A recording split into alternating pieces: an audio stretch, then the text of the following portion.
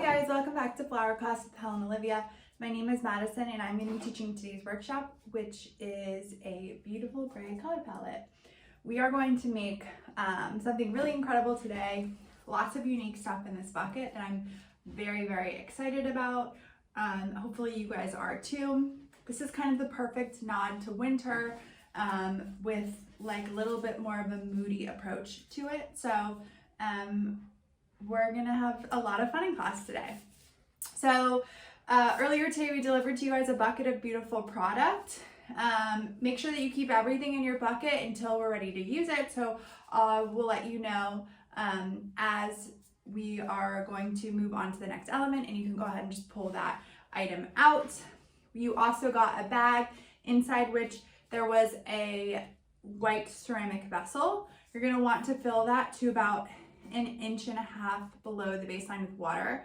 So that can be just clean tap water, purified water if you'd like. Does not totally matter as long as there's no debris in the water itself. Also inside the bag you have a copy of your formula. You can use that to follow along with, kind of see how we created a formula, so how much of each individual item goes into a completed bouquet. And then finally you are going to have a little segment of chicken wire. So this is an incredibly useful tool in the flower design world. It's a wonderful way that we can create structure in our vase and cut down on some of the filler that you otherwise might have to use to get some structure in there. So I'm going to begin by holding my piece of chicken wire hot dog style, and I'm going to fold the two long ends towards each other. So like so, and then I'm going to fold the two short ends into each other like this. So I've created basically just like a sloppy dome-like shape, and then I'm going to go ahead and slide it into my vase. You may need to push on the sides a little bit in order to get it to go in. And then once you've got it all the way in, I'll usually take my hand and kind of press on the top so that you don't have a huge lip of wire sticking out over the top of your vase. If you look at it from above, you can see there's lots of little nooks and crannies and slots that we can now use to go ahead and insert our flower stems into. The wire itself is going to support your stems and make sure that there isn't a ton of movement in your vase as you're designing. So this is a really excellent tool. You can certainly repurpose it as well. So after your flowers kind of go through their life and you throw those away, you can definitely hold on to your chicken wire and use it really in any shape vase moving forward. Tools I'm going to be using in today's class. I have a really nice pair of flower clippers. The brands that we are particularly fond of in the shop, I really love the Sabotins. I think they have a really nice, precise, sharp cut. We also really love the ARS scissors. They are a little bit more hardy, so you can get through really thick stems, which is great. Also, for the sake of demonstration purposes, I'm going to be using a floral knife as well. This guy is really just a Swiss Army knife that's nice and compact and petite. You could also use a sharp kitchen knife if you don't have a pair of clippers. I mentioned these are flower clippers, although you could certainly use something that you otherwise might use, like gardening shears that you would use to cut a bush or something like that. That's great as well. All right, so we're going to get started by laying a really beautiful base of greenery. And we've got lots of different types of gray foliage today. We have some kind of purpley mauve colored foliage, so lots to work with here. I am going to begin with the beautiful kind of purpley blue foliage that looks like this. So this stuff is, I mean, absolutely incredible. You may have some pieces that are more of like a deep dusty purple, like this piece I have here, and then I have one that's kind of like a sage with purple little seeds on it, which is really pretty as well. So this is, I was kind of oohing and awing over this in the shop as it came in. This is gonna be kind of the perfect greenery to create a nice little base for arrangement and give us some texture and bulk in there. So you may have a piece that looks like this, that's more of just like a single upright stalk, and you may have other pieces that look like this where you have lots of bits jutting off of a single central piece. So either way, both are perfectly usable. If you have a piece like this, I'm going to begin by cutting off any of the really long stalks coming off, and we can use those as individual pieces. So I've got quite a few of those. Once I've got my nice and long guys off, I'm going to go ahead and cut this into probably 2 pieces. So I'm just gonna kind of cut this in half, and then I can use this piece together, and then I can go ahead and use this piece together as well. So for your pieces that you've cut off, you're gonna wanna clear away the bottom stem so that you have some nice clean stem to get into your vase. So go ahead and do that. So I'm going to do that with both of my pieces, like so, and then same with all of my short bits I cut off. You can just kind of clear away the bottom half of the greens here.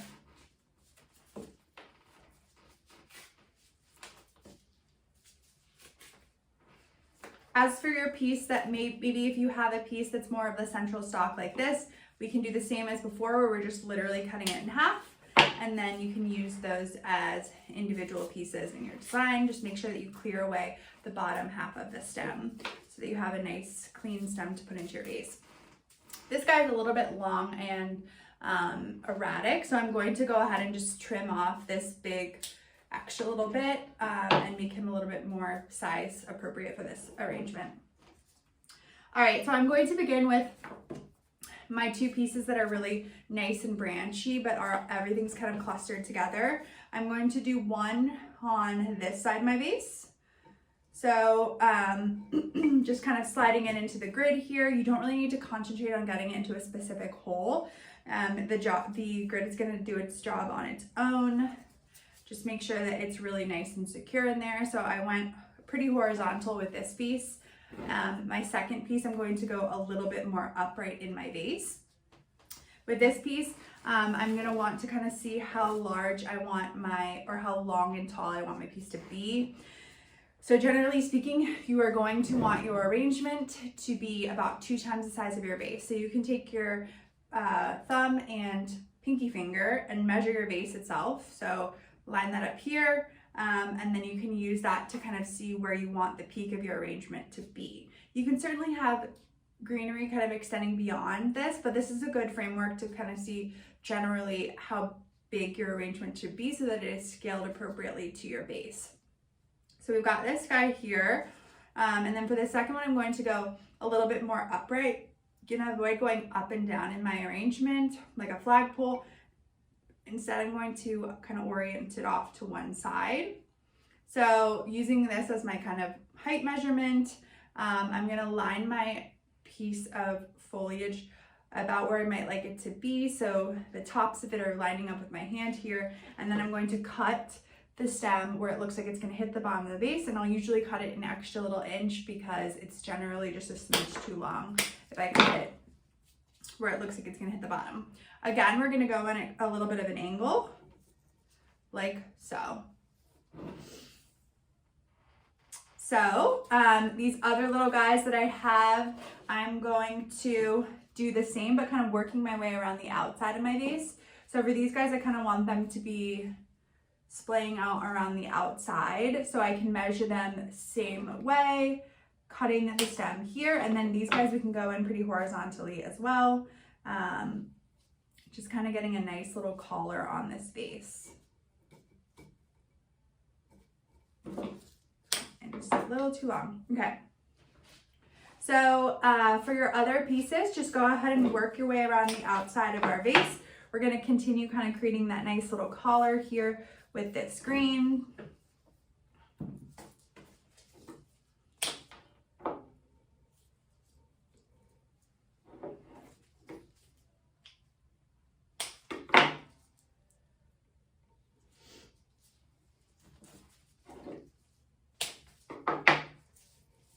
And then with my last piece of greenery, I'm going to go ahead and just kind of get it up top somewhere. So this guy, I'm gonna just pick a place somewhere up top where you have less greenery going on. We just want to make sure that once we have floral in here, that the greenery is kind of spread evenly throughout. There's a little bit of it peeking out all over the arrangement. So I just kind of kept that in mind when I was placing things. But this is kind of a nice little roadmap that we've created. We have a really nice shape going, and we're gonna fill in with some other types of greenery and kind of work our way then into our floral. So next up, I am going to go for, looks very similar to one of your other flowers in your bucket, but you'll see that there is a little bit of a difference to it. So this guy is more straight and upright. It has that gray, soft velvety texture to it. It looks very similar to your Dusty Miller, which is a little bit more bushy and has kind of that serrated edge to it. So I'm going to begin with these guys, and I'm going to go ahead and cut both stems in half. So I have this piece, and then this piece, I'm again just going to make sure that I strip away some of that bottom foliage. And I'm going to do the same with my second piece, cutting it in half and then stripping away the bottom of the top piece. These guys I'm going to nestle in kind of amongst my other pieces of our initial foliage. So we're just trying to get a little bit of difference in texture here and a little bit of difference in color. So I'm just popping these guys in around the base. They are a little bit more rigid than our Dusty Miller. So the Dusty Miller, if it's dehydrated, can get kind of soft. So I try to avoid doing too much Dusty Miller around the base of the arrangement. This guy has a really nice sturdy central stalk sticking it up. So they're great for kind of the base of the arrangement, and then we can work our Dusty Miller in next a little bit higher up. So this is Dusty Miller. Really beautiful texture, nice and velvety, has this beautiful gray coloring to it, almost looks like snow dusted. So I'm going to begin, I have 2 pieces of this in my bucket. I'm going to begin by removing anything that's low on the vase that maybe looks imperfect. So it may be browned, it may be really wet or kind of have lost its velvety texture to it. Or it may be torn. Both of my pieces are looking pretty immaculate, so I'm going to leave the majority of the leaves on, and I am going to just kind of pick 2 places in my vase to situate these greens. So the first piece I'm going to do is up top in my arrangement. So again, we have this nice height that we're going to shoot for, so we can kind of line our Dusty Miller up against our other greens that we have, and then give this guy a nice cut where it looks like it's going to hit the bottom of the vase. And then I'm going to go in upright again, but again, not directly up and down in the center. And I'm going to get this first piece of Dusty Miller kind of up top here, which is going to fill things out really nicely and create a beautiful bed of greens. So we've got this guy on this side, and I'm going to turn my arrangement all the way around. And then my second piece of Dusty Miller, I'm going to get a little bit lower, choosing a place that has some nice greens to support underneath the Dusty. So I'm going to line this guy up here, give this guy a nice cut, and then I'm going to snuggle some of those greens over there. Beautiful. So next up, we are going to finish out with our greens, moving on to our silver dollar eucalyptus. So eucalyptus is one of our absolute favorites.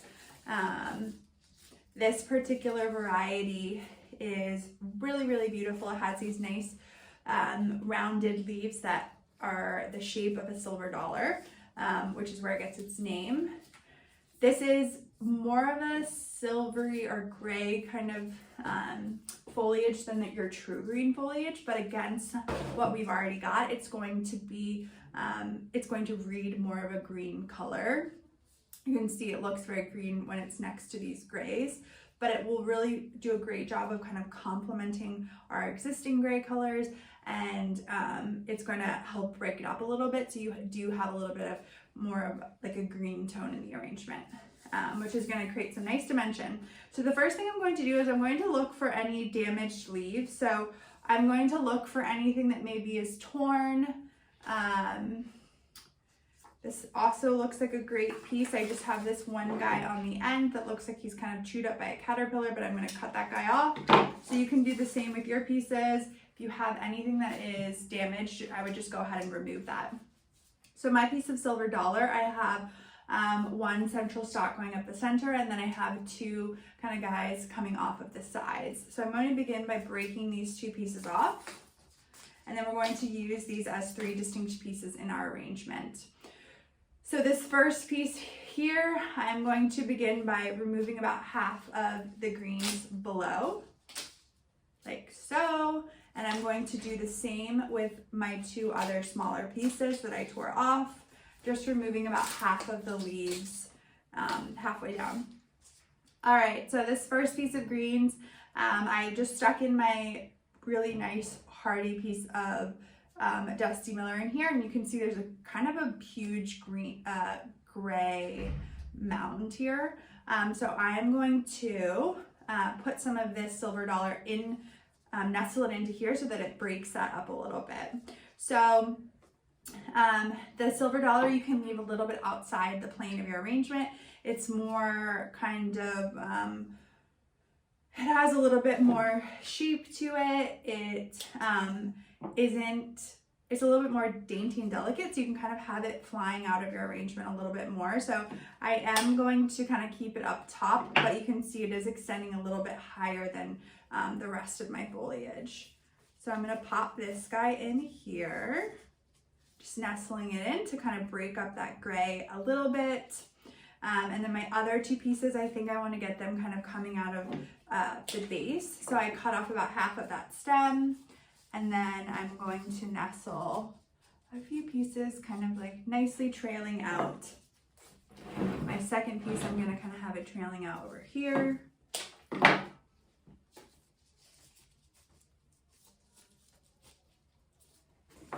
we go. All right, so now we're going to jump into our floral. The first thing that we are going to start with are one of my favorite roses. They're very unique. This one is called an Earl Grey rose. So it looks like a white rose that was kind of dipped in some Earl Grey tea. So it has the ever so slightly just touch of gray coloring to it. So you're going to have 7 of those roses and then 3 of a ivory rose. So we'll go ahead and pull all 10 roses out at the same time, and then I'm going to show you guys how to clean those up in order to put them into our base. So we'll begin by just taking out all of our roses.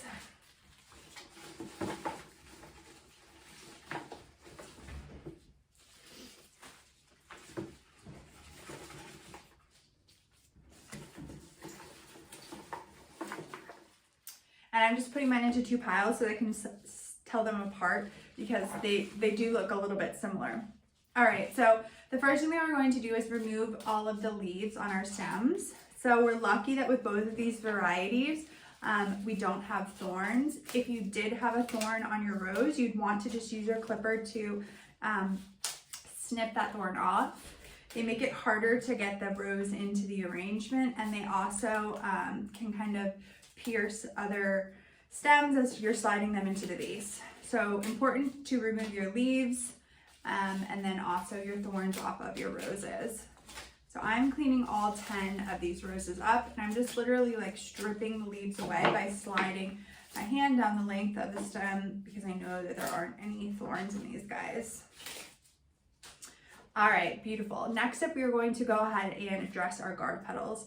So your guard petals are going to be the petals around the exterior of the rose that may be imperfect, damaged, or a different color. So these are the petals that were protecting the rose as it was developing. So when the rose was just a tiny little bud, these petals were protecting it from all sorts of different things, including wind, rain, hands, bugs, all kinds of stuff. So they tend to be a little bit more raggedy than the rest of your petals, and they're usually pretty easy to recognize if they have a discoloring to them. So some of your Earl Greys are going to have like a pinky hue to the edge of your guard petal roses.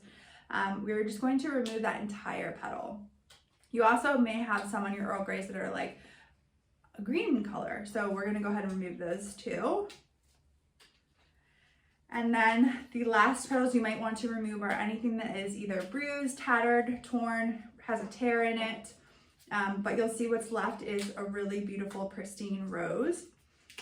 We leave these petals on up until the minute that we get them into the arrangement because they do continue to protect the rose and keep the inside of the rose nice and beautiful. And you can see on this Earl Grey variety, most of the color is kind of oriented in this core of the rose. So as these start to open up in your vase, you're gonna see that they are even more gray on the inside, which is going to be really beautiful to watch kind of happen over the course of time.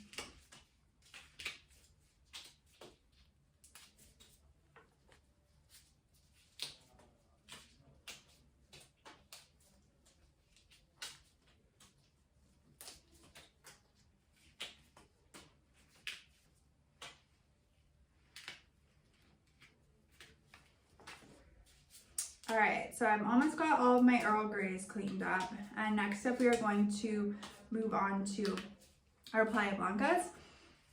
These guys have a little bit of a different shape to them. You can see the interior of the rose itself is kind of more of a cabbage shape. They also tend to have more green guard petals, so those should be pretty obvious. And then as far as whites go, I tend to be a little bit more picky with removing anything that maybe has bruising on it or like a brown veining on it. And luckily this variety has tons and tons and tons of petals, so there is room to be a little bit more picky as you're removing some petals. All right, so all of my roses are cleaned up, and now I'm going to go ahead and break them out into little groupings to use in my arrangement. So typically speaking, it's very pleasing to the eye to see groupings of 3 in an arrangement. That tends to be how things grow in nature. So I'm going to do my best to kind of break things out into groups of 3. Although we can't do perfectly, we're going to have a little bit, we're going to have a few left behind today. So I'm going to do 2 Earl Greys in my first cluster and 1 Playa Blanca. So I'm just making little piles for myself. My second cluster is going to be 2 Earl Greys. My third grouping is going to be 2 Earl Greys and 1 Playa. And then my final grouping is going to be 1 of each. So 1 Playa and 1 Earl Grey. All right. So the reason why I'm breaking them out into groups before I put them into my vase is this way I can be really intentional about kind of plugging them into various places around the arrangement so that we can make sure that the roses are featured kind of on all sides. So I'm going to begin with doing a kind of high cluster up on, I have my eucalyptus kind of spraying out on this side up top, and I'm going to counter that by doing a high grouping of 3 roses.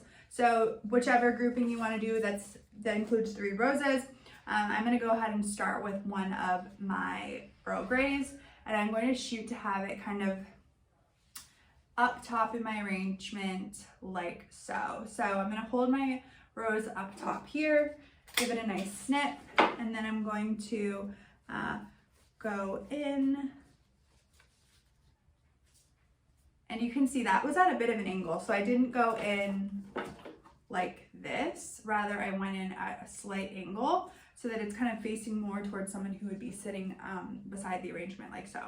All right, so next one up, I'm going to aim to have my next rose a little bit below that first one. So we can use that same measuring technique where we kind of measure our rose up, snip the stem, and then this guy again going in at even more a bit of an angle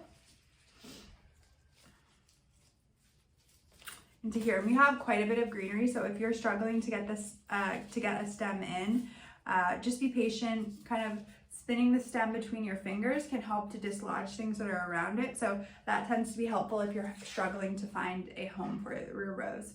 All right, so we've got 1, 2, and then my ivory rose I'm going to get kind of nearby this guy.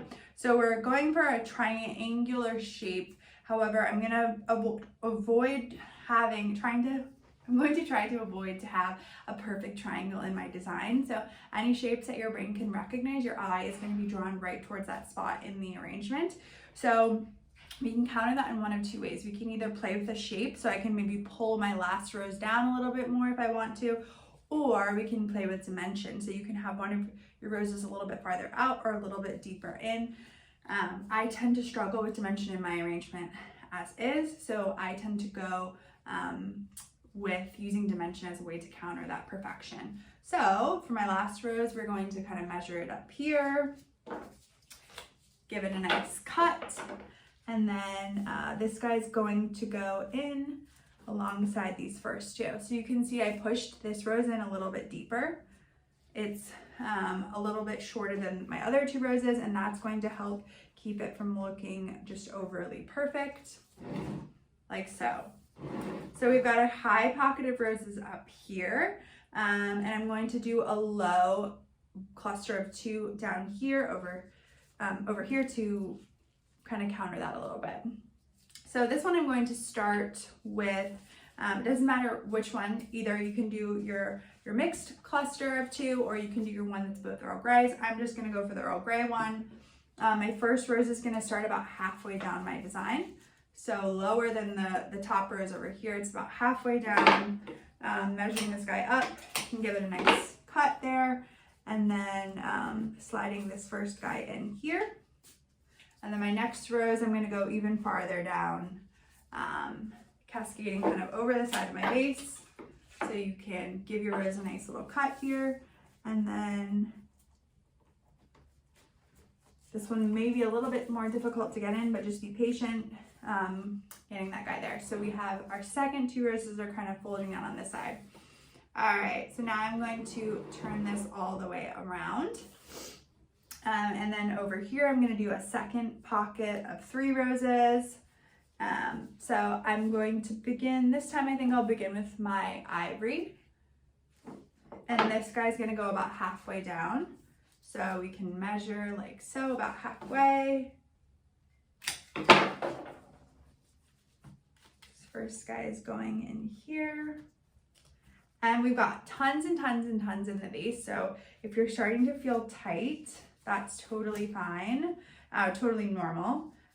Again, that spinning technique is great. If you're really, really struggling to get your rose in, just pull it out and then go for a new spot.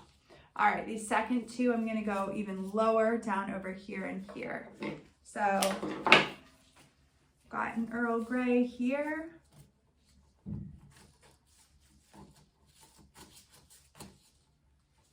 Like so.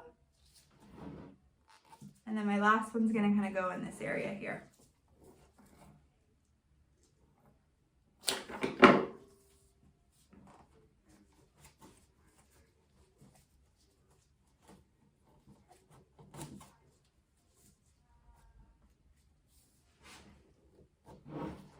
All right, and then my final two roses I'm going to place here and here. Totally your preference, whatever you prefer to put on top. I'm going to start with my Earl Grey about halfway down. So popping this guy in here, and then I'm going to follow that with a playa that's underneath that.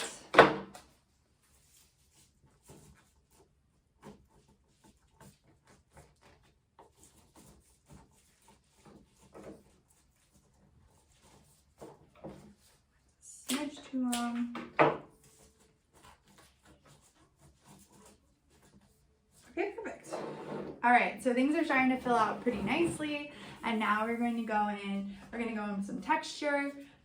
We've got some beautiful tulips, some anemones, all kinds of great stuff to go in with next.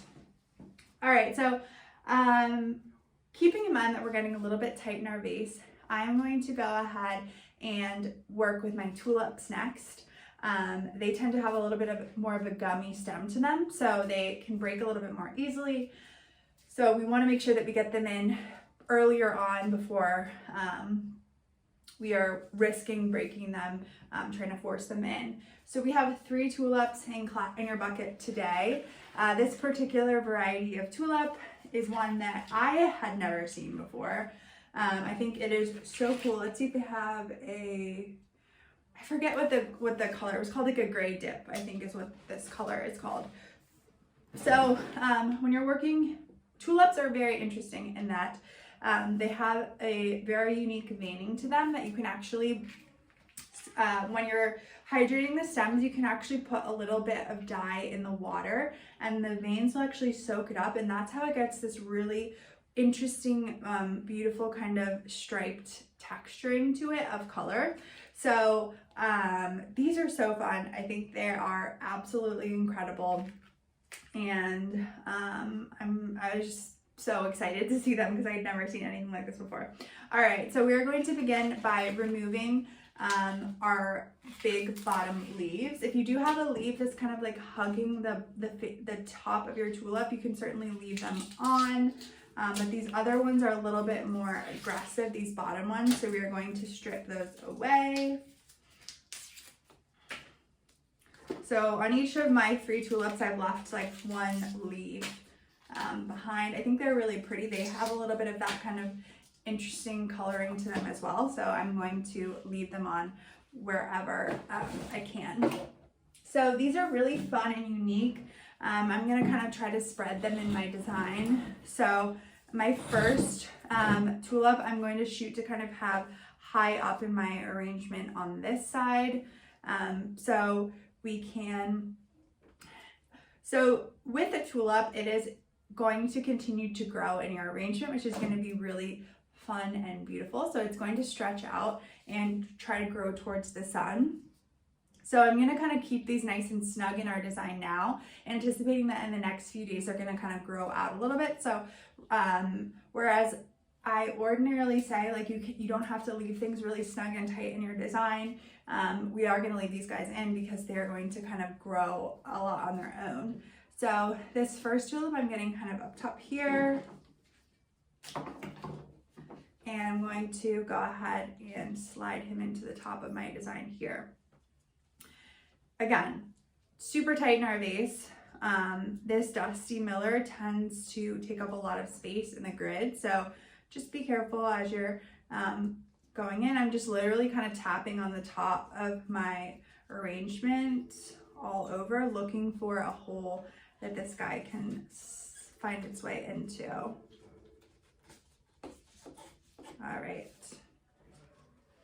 right, so I've got my first tulip up top here. My second tulip, not crazy about where that ended up. Okay, so my first tulip is over here. I turn my arrangement around and I'm gonna do my next tulip kind of over here. So this guy is gonna be just a little lower. It's hard to tell in this camera because everything is a very similar coloring, but I'm shooting to have it right around here. So for this next guy, I'm going to slide him in like so.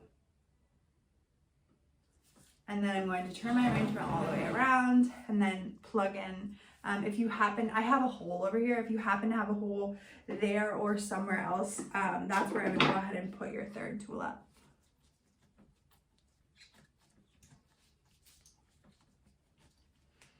And it's pretty tight, so just be patient, sliding these guys in. All right, awesome. Okay, so next up I'm gonna go for my Silver Brunia. Mentioned earlier that our grid is pretty tight. These guys tend to have a really rigid stem, so I'm going to, your Silver Brunia is the gray flower that has these little balls on the top. So you should have 3 of them. So it has a really rigid stem, more rigid, harder to get in, so I'm going to go ahead and pop them in now before things get too tight. So in terms of placement, my first, we're pretty deep in the design now where we may have all kind of developed different holes in our design. So my advice to you guys when you're trying to choose where to put your arrangements, I would first begin by looking to see is there anywhere where there's a hole in your design. So for me, that happens to be right here. I have a little hole happening there. So that's a great place for me to go ahead and put in one of these Silver Brunia. Next places I would look for, if you don't have any holes, is somewhere where you don't have this texture going on. So we've got lots of satiny textures, we have some velvety textures. This one is more kind of severe. It's I don't even know how you would describe this. It's kind of like a carpet, these little balls. Anyways, they are going to add a lot of depth to your design. So my second instinct is to then go for somewhere where maybe you haven't seen this texture. So I have one on this side, and then my second one I'm going to go in on the opposite side. So I've got one over here. So we've got lots of texture on this side of the design, and then my last one I'm going to pop in on the other side so that this is kind of seen from all angles.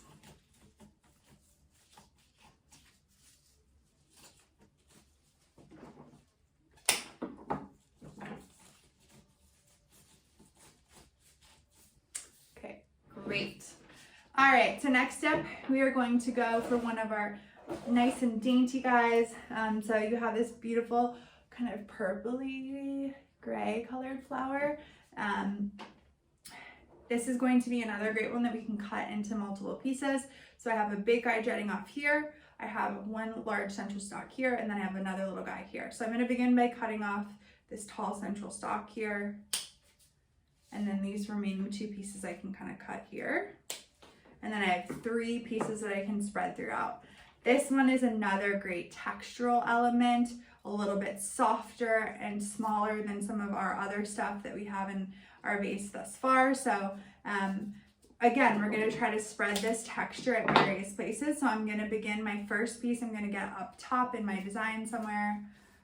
So either doesn't have quite as much going on. So I chose my side that didn't have a tulip up top. And that's where I'm popping this guy in. And then this also looks really beautiful kind of around the base of your arrangement. And it can kind of just spill out of the side. So I chose one over there, and then I'm going to spill one out of the side over here.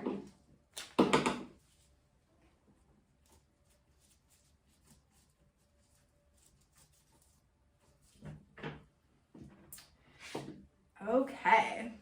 This is really turning out to be a really beautiful arrangement. I love it so much. All right, so even more texture. We are going to add some of our blue thistle in. So the blues are going to look awesome with these purples and grays. And this is also going to introduce some different texture as well. So for this design, I think I'm going to leave most of my pieces of thistle together. But I'm going to begin by removing the little leaves. They look like almost like little collars around. I don't think there's anything wrong with them. They tend to be a little bit more distracting in my design, so I will usually just remove those guys. For pieces like this, I have one central stalk going up the center, and then I have another really long guy here, so I can cut this in half. So I'm cutting right where this guy starts. So I have one piece here, and I have a second piece here.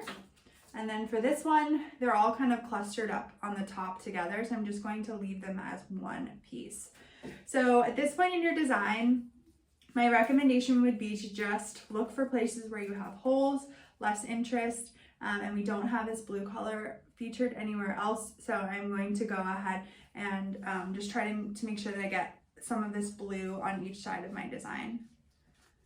So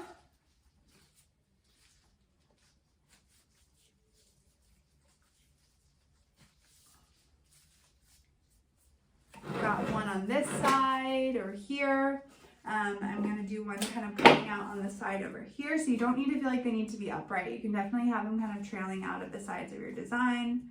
So I've got my second piece over here down low, and then my final piece I'm going to get onto this side and just pop him in over here.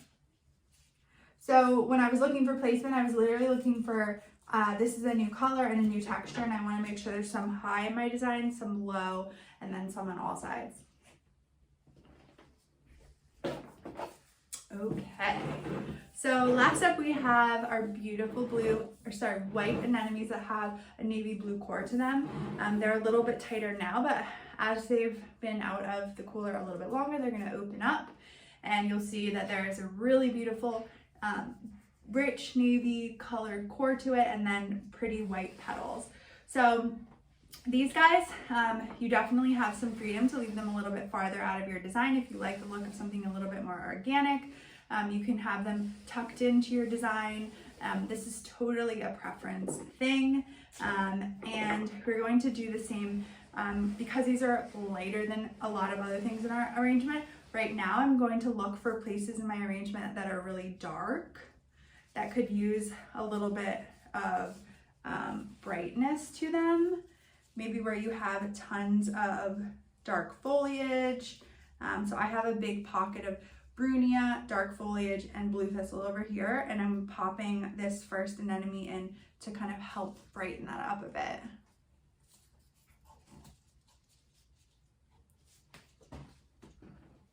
So I'll show you there. So you can see I popped this guy in here to give this area over here that was really dark a little bit of light.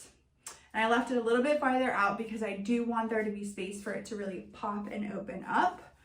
And I'm going to do the same with my second two anemones, just looking for places where maybe you don't have much white happening, or it just is reading a little bit darker.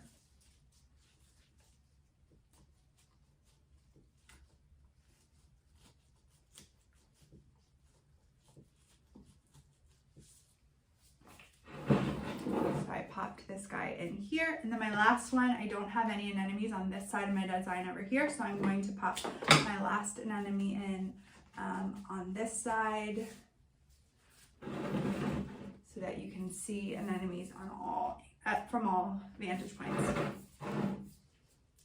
See, I may even tweak this just a little bit. Okay, so I love this arrangement. I think it's so fun and unique. I love the textures, I love the colors, I love the selection of flowers, so there's really not much that I don't love about this. I think it's really interesting and fun. So in order to keep your arrangement lasting and looking really fresh and beautiful, it's important to make sure that your arrangement has water. So we filled our arrangement to about 1.5 inches below the water line. As we added our stems in, the water line kind of drifted up, but over the next few days, these flowers are going to drink water and your water line is going to creep back down. So what I recommend is every other day or every 2 days adding 1/2 cup of water to your arrangement. So you can do that one of a couple of ways. You can either take a turkey baster and kind of squirt it into the top of your arrangement. You can take a measuring cup and kind of just pour it into the top, or you can literally just take your arrangement and put it under a kitchen sink. Just make sure that you give it a little bit of time to dry off before you put it onto any surface that might stain. Other than that, it's important that it stays away from direct sunlight, so you wouldn't want to put it in like a sunny windowsill where the sun is kind of pouring on it, and then away from any drafting heat. So wouldn't want it like right next to a heat gun or anything like that. But other than that, this should last quite a few days. Many of these things are going to dry out really pretty. So recommend, if you have a bud vase, kind of popping in some of those dried things into a bud vase would look really pretty in a bathroom or displayed anywhere in your house. Super, super fun. Happy to have you guys in class today. We've so enjoyed bringing these classes to you virtually, so thank you for joining us. We just added a ton of new classes to our website, so if you haven't had a chance to check those out, would highly recommend doing so. Excuse me. And I think this is a great gift as like a Galentine's gift. I think would be really fun to either do a class with your friends around Valentine's Day. If you don't have anything else going on, you could gift them and then do the class virtually. I also think it would be a really fun gift to get from a partner, so you could definitely